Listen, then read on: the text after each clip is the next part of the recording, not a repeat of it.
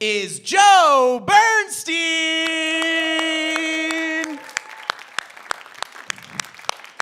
I'm not moving until... Oh, yeah. This is the right height.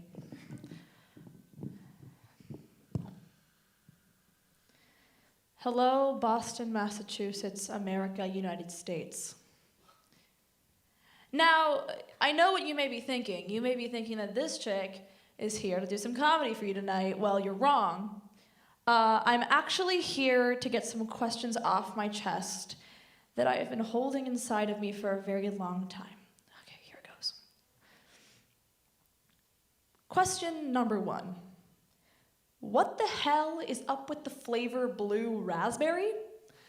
Raspberries are not blue. They never have been blue. They never will be blue. Question number 2. Why, society, have you just decided to accept the fact that this made-up flavor mentioned before is recurring in many desserts and candy-related things? And why do you accept the fact that this flavor somehow is supposed to resemble raspberry? Preposterous. Also, why are the things labeled cherry flavored like maraschino cherries and not like normal-ass cherries? The whole point of maraschino cherries is that they themselves are flavored.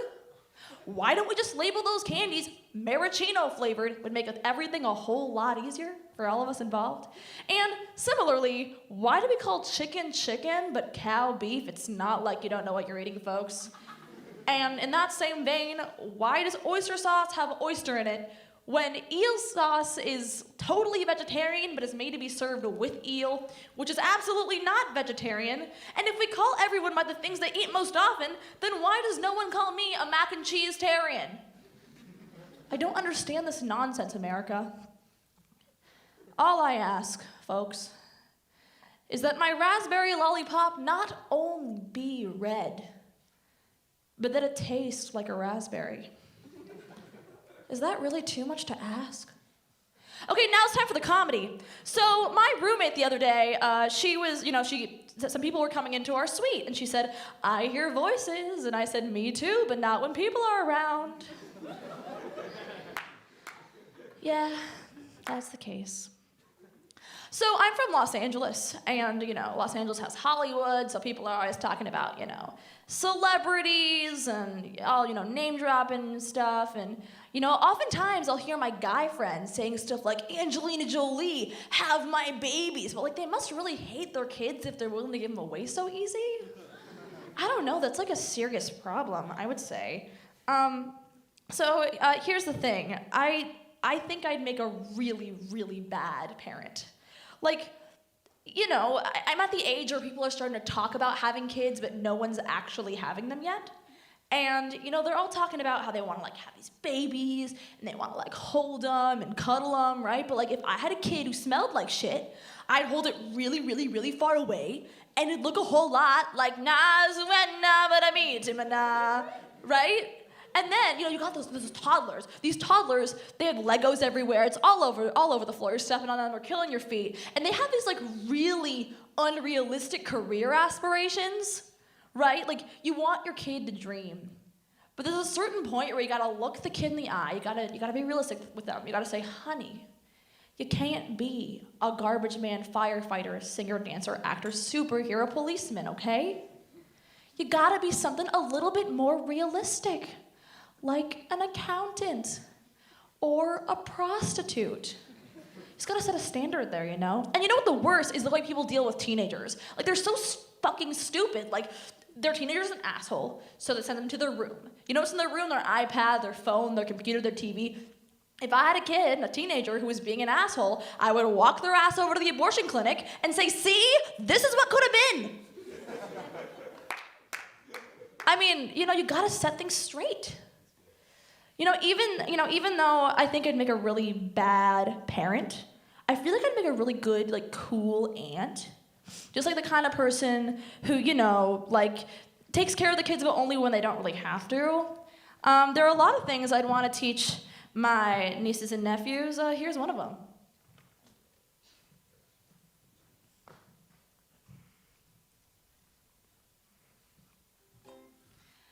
I ruined Santa Claus for all the kids in your preschool class. I already told your sister that the tooth fairy is fake. So now I think's the proper time, using melody and rhyme, to tell you, honey, from your aunt, that your creation was a mistake. Your parents fucked to have you, oh, your parents fucked to have you. And even though you were an accident, it doesn't mean all your friends were accidents. But their parents fucked to have them, oh, their parents fucked to have them. The stork story is really dumb. Turned out your dad was just really ready to come hear my story about the miracle of life. Except it's not a miracle at all, because your parents fucked to have you. I just realized that I've been singing about fucking this whole entire time. Never explained what fucking was to you all. You see, my dears, it's pretty frickin' simple. It's only a few steps and then it's through. Your daddy put himself inside your mama. They made loud noises. He orgasmed. And then there was you. That's how your parents fucked to have you. Oh, your parents fucked to have you. Everybody! And even though you were an accident, it doesn't mean all your friends were accidents. But their parents fucked to have them. Oh, their parents still fucked to have them. Everything I say is true. That is exactly how they made you. Yeah, so the cool aunt thing, I think, would probably be my best path at this point. Yeah, thank you. So here's the thing. My parents actually didn't fuck to have me. I have two moms, and in New York in the 90s, if you were gay parents and you wanted to have a shared kid, if one of the parents was a biological parent, you had to go through this process called second parent adoption, where you basically had to go through all the same stuff as any other person trying to adopt children. So, you know, there was a social worker at my house to evaluate if my parents would be fit parents. And, you know, my mom made spaghetti. She makes really good spaghetti. Everyone loves her spaghetti. The spaghetti is great. And, you know, this social worker seems to be, like, really enjoying everything. And she says to my parents, she's like, you guys really seem to know what you're doing. It probably shouldn't be a problem for you to get to do second parent adoption for Joe. Anyway, we should, and from the corner of the table, an infant Joe goes, and I'm choking on a piece of spaghetti. So the social worker, like everyone turns their head at first, but the social worker immediately goes like, oh my God, not another one of these families. And like my non-biological mom's being like, I'm never gonna be able to be a parent. This is awful, like what am I supposed to do? And then my biological mom turns to me, goes into full mama bear mode, runs over, sticks her hand down my throat and pulls out the spaghetti with her hand. And the whole time, the social worker is watching kind of like what's going on? But then after my mom pulled the spaghetti out, she kind of just like tilted her head, looked, and smiled. So, I mean, clearly everything worked out because like, here I am, I got my parents, so that works.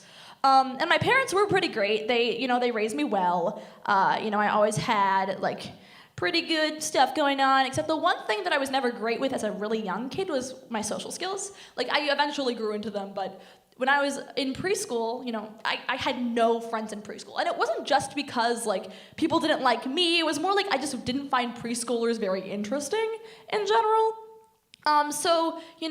There was one special guy who I was friends with in preschool. Jordan. Oh, Jordan. See, while all the other kids were picking their nose and playing with Barbies, Jordan knew where South Dakota was on the map. The thing is, he didn't know where anything else was on the map, but he was, like, able to point out South Dakota, and for some reason, like, 3-year-old Joe thought that was, like, really hot or something. Alternatively, there was Johnny. Johnny got down on one knee and said, "Jojo, I love you. Will you marry me?" And I said, "No, I'm only 3." And so to this day, my parents are convinced that we're engaged. I don't really know why, but they seem to think I said yes. It just didn't happen. I was never super great with guys after that either. I had my first boyfriend ever, Alec Kustanovich. Oh, Alec Kustanovich. Alec Kustanovich sat near me in history in 8th grade. You know, he liked me because he thought I was smart and pretty and talented and nice. And I liked Alec because he had green eyes and he, liked me, so that helped. And since we both liked each other, we got our one friend Luke to set a date up for us because clearly we were incompetent.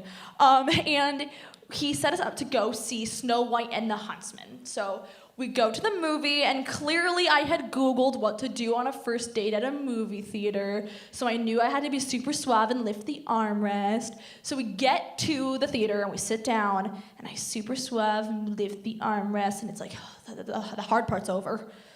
And a few minutes in, Alec puts his arm around me, and I'm like, yes, this is what I've been waiting for.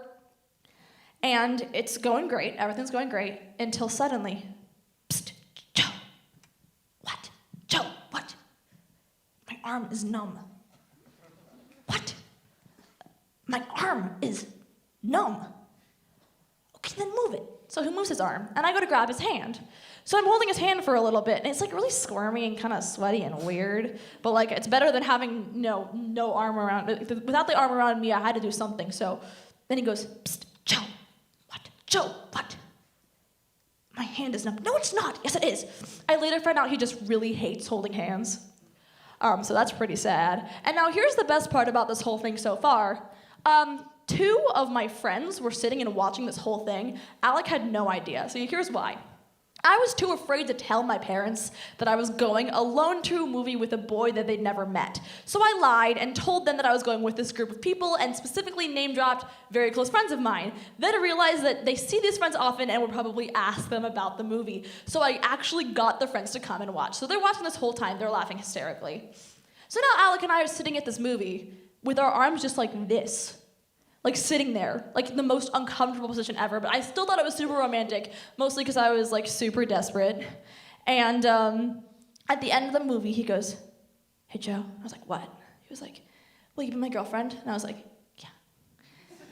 And then he was like, "Hey Joe," and I was like, "What?" And then he kissed me, and that was my first kiss, and my friends were there watching it the whole time. I didn't tell Alec that my friends were watching this until last year when he and I got brunch. He was not particularly happy about it, but that's okay, because he's a long-term girlfriend now, and they're working out. They seem to like each other for a lot of other reasons. But the one, there was one thing that, that always, I didn't understand, like, that Alec was the only boy to like me in middle school, because, like, for some reason, like, these guys weren't attracted to my super wavy hair with front bangs parted in the middle, running shorts, and track shoes every single day. Like, I don't get it. Like, I thought I was super attractive. But, Alec and I did have this certain thing in common, and it was that he had a gay mom and I had 2 gay moms. And the thing about having gay moms is that people always react the same way when you tell them, and it's always super, super uncomfortable. And here's how it goes. So, what does your dad do for a living? Oh, actually, I don't have a dad. Oh, I'm so sorry. No, you don't understand it. No one's hurt, everyone's fine. I have 2 moms. Oh, so like your dad and your mom got divorced and the stepmom. Like, no, like 2 moms, like the gay kind. And so then they always go like this. They go, oh, that is so cool. I am so okay with that. That is so cool. That's awesome. That's so cool. And then I usually go, wait. Just checking. You have a mom and a dad, right? I mean, yeah, like, of course I have a mom and a dad. Okay. Oh my God. I am so okay with that.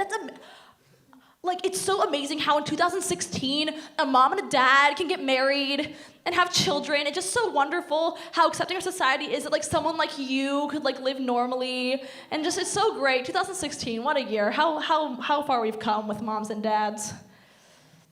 Yeah, so, I mean, I actually didn't have that much trouble with the two moms thing, like, growing up. It wasn't that big of a thing in my life that caused any harm. But one of my two moms is a rabbi. And the thing about growing up with a rabbi as a parent is that, you know, you get Judaism instilled in you as like a normal thing from a remarkably young age. So you know, you have these parents come and you know, they want to tell their kids normal bedtime stories. When other kids were getting normal bedtime stories like Little Red Riding Hood, my mom would come in and say, "Jojo, how would you like to hear a story about Moses?" And I'd be like, "Sure, Mom," because I didn't realize that wasn't a normal thing. And like, so, you know, there's only so much Torah to tell. Like, you hear the same stories, and it started to hit me, and I'd be like, "Mom, why have I heard the story of the binding of Isaac 7 times? And she's like, "Because every single time I tell it to you, you learn a little more." And I really didn't. And kids, you know, they didn't like that very much. It really didn't help with my lack of social skills. They all knew about fairy tales, and I knew about Moses. But there was one kid who appreciated my knowledge of Judaism. Jordan from preschool. What a guy. All right, thank you so much, everybody. I'm Joe Bernstein.